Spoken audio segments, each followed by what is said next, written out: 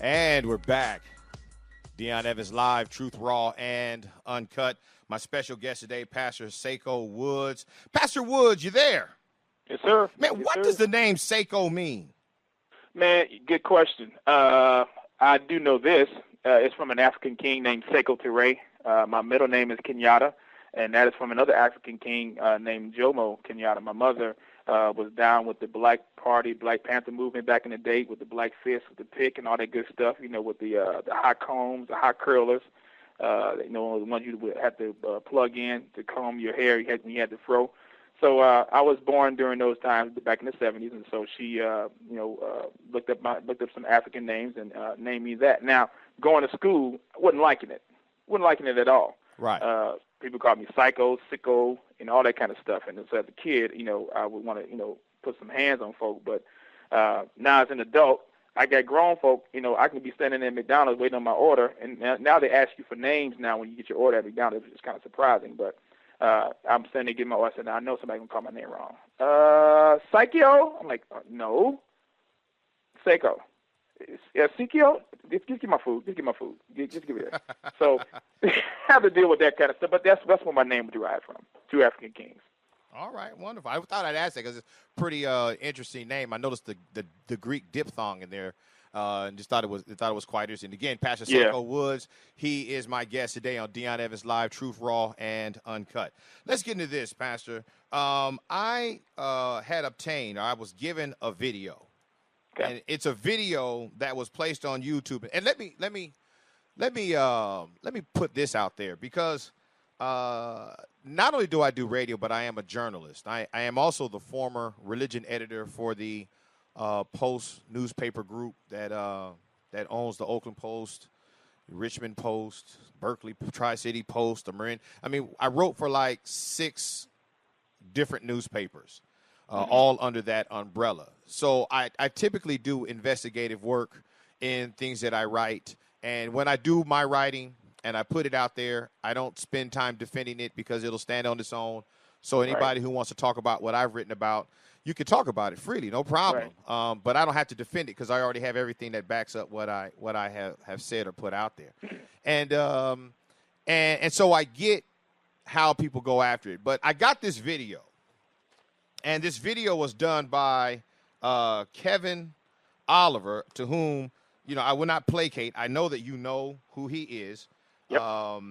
And then I started getting flooded with messages from people from all over the place who are affiliated with this melee that has started to take place between you and him, your organization, and his organization, to which he had, and I've received private emails, correspondence back and forth between the two of you. And then I got this video that he narrated, and it brought up a few names, at least 5 names with organizations that I took a look at. And because I'm a journalist, I believe in investigating the investigation. And because I wouldn't dare want to say I saw this video and this is what this guy said, as if this guy somehow is more important than the people that he's reporting having said something. Because that's dangerous. Because what I would be doing by accident is actually saying somebody did something because somebody said they did it, when the reality, that person can come back on me and said, I never said that. And then my response would be, well, he said you said it. Well, then why didn't you ask me? So I want to keep myself out of those type of issues. Absolutely. I will say this, and let me also say this as a caveat.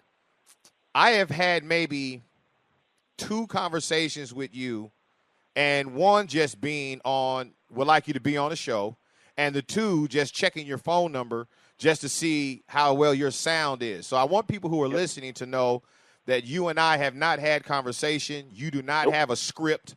You do not have – in my line of work, and anybody who knows anything about RMG Radio or Dion Evans, I don't script nothing.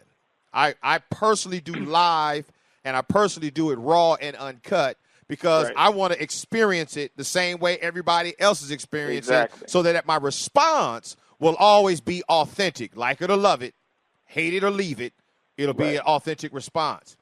And Kevin Oliver did. I guess he had gotten wind of you were going to be on my show, and he thought it not robbery to send me a series of emails to give me background information regarding his video and the people to whom he spoke with. So I'm assuming you've seen this video. Yeah, I think I have. Come on, you know you have. I'm trying to play games. Yeah, that's an understatement, bro. I'm heading. If you don't mind, I'll give you a little quick background how I got the video. I was coming from my brother's brother Alfonso's granddad's funeral on this past Saturday, and I'm heading home. Not thinking about anything, and I'm getting inboxes in my Facebook, getting text messages saying, "Hey man, Kevin Oliver from Church Fork Radio, man, is in front of your house shooting a video about you." I'm like, "Man, get out of here, man. You talking crazy." I'm like, "Whatever." He said, "No, I'm for real. Check the link." And so I checked the link, and sure enough, somebody and one brother said, "Hey man, do you got a basketball goal next to your house or next to your neighbor's house?" I said, "Yeah, that's my neighbor's basketball goal." "Yeah, dude, this dude is standing in front of your house, man, doing a video about you, man, talking about you exposing you." I said, "Man, let me get to the crib." So I drove there. Of course, I didn't see anything. Asked some neighbors, did they see anything? And kind of find out he was there on a Friday, and the video was went airborne or went on YouTube on that Saturday. Mm-hmm. All right. Well, let's do this. When you saw the video, you heard about the video. What was your reaction when you first saw the video? I was like, this dude is tripping. This dude. I mean, this dude. I was upset. See, the thing about me was, I know God worked in my heart, because for most brothers that I know, and particularly me, if I was that way, that was a sign of disrespect, straight up, just straight up disrespect, because you weren't invited to my house. You told me in emails not to call you, text you, or write you anymore. So why in the world would you come to my crib? And on top of that, stand in front of my house, you weren't dumb because you stood on public property. But why would you do that? And then just utter disrespect. My family, my wife felt threatened. So I'm putting security parameters in place and all that kind of stuff, because I ain't no dummy. Don't let the Bible fool you. I'm gonna protect my family if we feel threatened. Well, so, but to his argument, and he has a very good one here, is that you have a website where you name that address as the address of the church. Right. So can it not be that he does have an argument because he's really filming your church, just so happens to be gathering at your house? Yeah, I would give him that. And that's the same thing I told a few other people, that, my website, my church information is public knowledge. I'm looking at the motivation, which has now been made manifest by emails that you sent to me and CC to other people, that you were coming for me. Now hold on. When you say that you, because I don't want people to confuse the you with me. Yes, sir. That he Kevin Oliver said in emails that Kevin Oliver was coming for me. And so I have my email transcripts that he sent to me and CC to other people. And so next thing I know, you're in front of my house and you giving information. So you're not coming there, to see what time church starts. Right. All right. Well, in the article, and he has, graciously, unprovoked, he just, and he's not any of my Facebook friend. I do know him. We previously, out of transparency, we were Facebook friends. I really like Kevin Oliver as a brother in the Lord. But I do know, and I've shared this with him, I do know that he tends to side with what agrees with him. And so the reason why we're not, as companions in the Lord as we ought to be, has a lot to do with his siding with one of his other cohorts in a disagreement that I had with his cohort. So, but he's still a brother in the Lord, to whom I will not deny his salvation, even if I do not agree with other issues and tactics. And it happened, and I don't want to sound hypocritical, because there are things and stories that I have written about that I'm sure that there are people who would say, well, Dion, people have responded to you the same. They don't like the things that you said. Well, with Dion, the only investigative reports that I've really wrote are sins that double as a crime. Mm-hmm. So if you are a person who's an adult and you messing with kids, yes, I'm coming after you. And everybody knows that. But if you're just two adults consenting to sin, I'm not dropping no adultery story. That too, it's wrong. but it isn't a sin that doubles as a crime. I reserve my investigative work when I write investigative articles for sins that double as a crime, meaning that not only is God's law being violated, but man who agrees with God's law here knows this is violated, and yet it's being swept under the rug. Right. When I looked at this video and then got the corresponding documentation that he sent to me, he named a few people who were his proof to this video. And the things that so I want to ask you, sure, what is your relationship with Jireh Bible Church? I was a member of Jireh Bible Church back in 2007, I believe. We stayed there about 2 years. I was over the worship ministry. I also taught Sunday school and Tuesday night, midweek service at the church. Basically, I guess you can say I was the number 3 guy there. I was non-paid. I was not on staff, but pretty much everyone knew me because of the position that was given to me by one of the co-pastors there. So at the time that I was there, very, very great experience that we had up until the unfortunate split that had occurred later during our stay there. Mm-hmm. Now tell me about Pillar of Truth, Philip C. Johnson, pastor. That was a sister church that we had agreed to be accountable to. That was back in 2009, give or take about a year and a half, I think, a relationship. I was also a member there prior to me joining Jireh Bible Church. Actually, I was ordained at the Pillar of Truth church there as one of the co-elders that I had served alongside 3 other brothers in the Lord there. So I decided to leave that particular church due to doctrinal and ecclesiastical issues within the church. Still maintain a very good and decent relationship with the leadership at that time prior to me going back there just to partner and be accountable to that particular church then. So my stay there was about from 05 to 07, give or take, during that time as well. All right. I want to hear your thoughts because these names were brought up in the article. I want to hear your side. Community of Faith, Nicholas Ellen. Dr. Ellen was a mentor of mine. Matter of fact, he was the brother that gave me the true gospel of Jesus Christ. That's how I got saved. I got saved in 2000 through his ministry. He was actually also my theology teacher and Bible studies teacher when I was attending Bible college back in 2000 as well. Matter of fact, 99 is when I first met him. He attended my wife and I's wedding. We established a great relationship for that time. We had been friends for about 10 years. All right. Now, what about Bethel Church, Don Currens? I do not know Don Currens personally. I knew the former pastor that was leading the church. Dr. Boyce was the former pastor that I was acquainted with just through conversations. So I don't know too much about Bethel Church, but I do know that we had a situation. Not sure if you want to talk about that now, but a situation had occurred where our churches had to meet to try to resolve a discipline issue with one of the members of that church that had conflict with our church and slandered our church. Mm-hmm. Now, the other name that I have on here is Justin Peters Ministry. Okay. What is your relationship? Because his name was used in this as, Kevin Oliver, in a message he sent to me, plenty of verification in the video. And then he goes on to share with me, these are the names to whom I could check to ensure that the credibility of his video and the things that he was reporting concerning you in the video.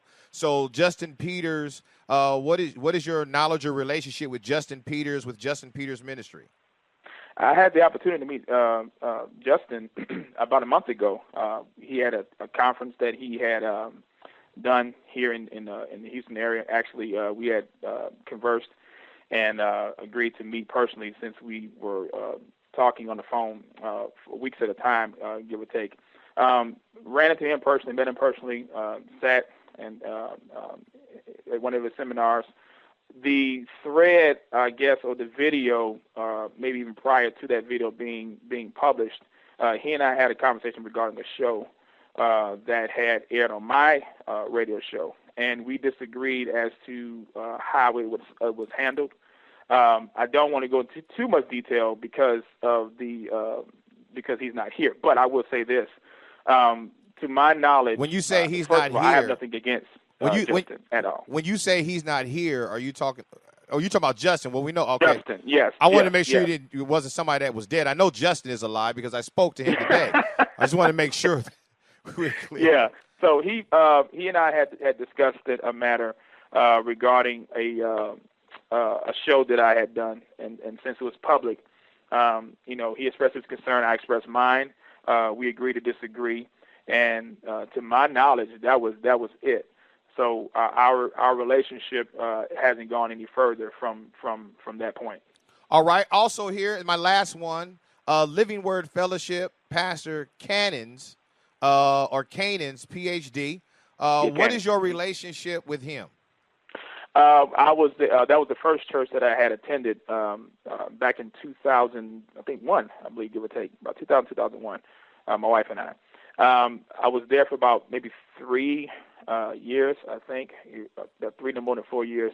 Ended up leaving that church due to a church matter, a sin issue, not on my part, but within the leadership at that time that was not addressed, that was not handled biblically according to Scripture, and other matters that had involved me as a young adult pastor when I was serving under his leadership. A particular individual had told my wife and I that she was embezzling credit cards and was taking those credit cards and buying merchandise and selling them. And so brought it to the pastor's attention at that time, and he refused to deal with it, among other issues. I decided to leave, and I left on a basically with no comments about why I left. Come to find out, my name was basically being stated of me leaving because I didn't want to submit to the leadership of the church, and so it was giving me a black eye. I responded by sending a fax of the reasons why I had left, and was willing to sit down with the leadership and the elders at that time to discuss it. They had a church meeting about me, but did not want me to be invited to the meeting. And so, to my knowledge, nothing else had came out of that. I have not spoken with Dr. Cannings since that incident. As far as any legal action that was rumored to take place, I have nothing in my possession to show any type of order or cease and desist, restraining order, anything of that nature regarding my involvement with them. Now, I'm glad you brought up the whole thing about restraining order, because in this video that is put out there on YouTube by Kevin Oliver, he alludes to that you have that there's a filed restraining order against you, and he says that Living Word Fellowship, Paul Canning's PhD, is who filed this restraining order against you. Now, I did call Living Word Fellowship. Pastor Paul Cannings was there. I did talk to his secretary, Tamiko, and they did not really want to get involved with this. They said that they would give me a call back later, but they did not promise that they would call me back before the show. And so I have to ask you, do you have a restraining order? Have you ever had a restraining order taken out against you by a church or anybody else that you know of? No, I do not. And if I have one or had one, I would have found one on my credit report. I would have found one through my job that I've been at for 3 years that does periodic background checks very religiously, very faithfully. So, no, I do not have any type of restraining order from any organization, any particular individual at all. Now, I have to make these notes because as an investigator, an investigative journalist myself, when I go to investigate what has been called an investigation, I go into it believing Kevin Oliver is somebody to whom I've watched his work, his videos. And when I'm talking about Kevin Oliver, I'm not talking about what I call Kevin Oliver, the person with the organizations. I'm It's about Kevin Oliver, just the guy, just the simple lay guy who I got turned on to through a series of videos he did on church abuse, that I thought the video content on church abuse was very noble. And he's been on my radio broadcast, Issues After Dark, to talk about the dangers of church abuse, and he has done a good job.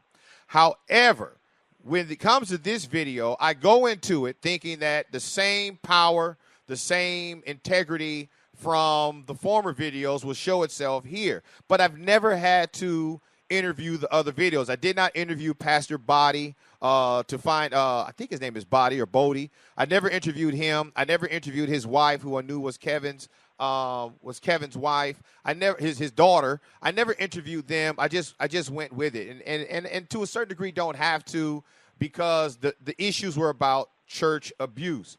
But because I was having you on, because I wanted to deal with the issue, we're truth, raw, and uncut. We don't pull no punches when it comes to things like this. I had to make sure, since in the video, Kevin doesn't. He has a video camera. In the video camera, he's filming places he's going while he's driving, but no one he talks about shows up on the video.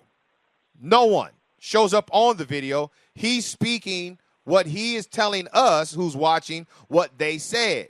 Well, as an investigative journalist, I cannot report. That's still hearsay. It's still hearsay. So I went and contacted all of these people on this list. 2 of them contacted me back thus far and contacted me before the show, and so I can report on them. And I asked them, could I report what they are reporting to me? The first one, Jireh Bible Church, Pastor Simon Lee. Mm-hmm. You are attributed in this documentary that Simon Lee, pastor, says that you are no longer welcome at Jireh Bible Church. So when I got him on the line, vetted him to make sure I was talking to the right person, he told me I didn't say anything like that. He said, he talked about you. He said, Pastor Saiko simply moved membership due to a disagreement with another minister. And then he goes on to say something to me that kind of disturbed me, and I did relay this to Kevin. He goes on to tell me this. He says, when I told him, he said, where did I hear this from? I told him, I said, well, I got this video, Kevin Oliver, and he said, I don't know him. I don't know this Kevin Oliver. I've never met him. And he even goes on to say that he never told Kevin Oliver that you were not wanted or no longer welcome there at the church. Now, to Kevin's credit, I did send this information to Kevin. To Kevin's credit, Kevin did call him, post me, telling him what I found out. And Kevin has told me that he will update his report to reflect a more current understanding of what Pastor Simon Lee was speaking about. Then I got a call from Justin Peter Ministries. And that conversation was interesting because I've talked to him for like 5 minutes and realized that I might have the wrong person, because he didn't know Kevin Oliver. He didn't know about no video. He didn't know nothing about YouTube. And so I told him, I said, well, I find it hard to believe that there can be a Justin Peter Ministries duplicate, that a one man with same name can have in the same vocation in the same country. I just found that difficult. So I asked him point blank, I said, do you know SaikoWoods? He said, yes. I said, all right, well, then you got to be the Justin Peters that I'm talking about. But he turned around and made an official statement to me and said that he doesn't know Kevin Oliver and that he's never spoken to Kevin Oliver. So now I'm dumbfounded because I got this video, and now 40% of the information in the video has been discredited by the very people that are cited as having said that they don't stand with you or they stand against you. And neither one of these men spoke negative of you, and they wish to be kept out. And I was even asked by Justin Peters to let it be known to people, and he wants to send me an official statement, and I told him I'd gladly receive it. He wants the listeners to know that that he has nothing to do with this video and that he doesn't want to be a part of anything like this. And I think he has the heart that I have, and that is this: there might be too much testosterone in the room and too less of Holy Ghost. And I'm not saying that. I'm not saying that just for Kevin. I also bring that up for you, fellow pastor, because I think sometimes when we get caught up in our headship conversations, we forget the spirit of what we're doing. And it doesn't take long for us to graduate, or shall I say, graduating is not a good thing. That would be a positive. It doesn't take long for us to demote ourselves to levels to where we're having testosterone conversations, testosterone-driven conversations that really do not please God, because we are creating one-upmanship on one another. So here's what I want to ask you, because I know we're pushing it to a break, Pastor. Are you ready? Are you willing to bring about unity in the midst of all of this for Christ's sake? Yes, absolutely. You hold the line. We're going to go to break. We're going to come back, and we're going to unpack that. Also going to be taking your calls, 510-251-1274. Dion Evans Live, Truth Raw and Uncut. We'll be back.